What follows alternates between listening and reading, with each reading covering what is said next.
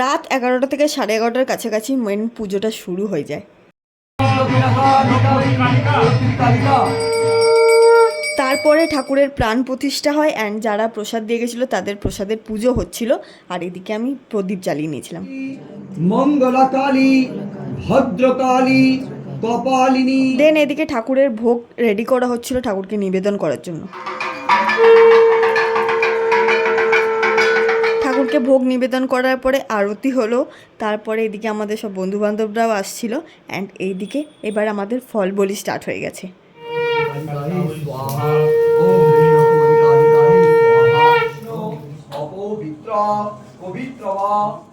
এখানে হোমটাও শেষ হয়ে গেল। এখন বাজছে 5:10 আর পুজো শেষ হয়েছে মোটামুটি 4টের মধ্যে শেষ হয়ে গেছে। তো আমাদের যারা বন্ধু বান্ধবরা ছিল বাড়িতে তাদের সঙ্গে গল্প করতে করতে আরও 1 ঘন্টা কেটে গেছে।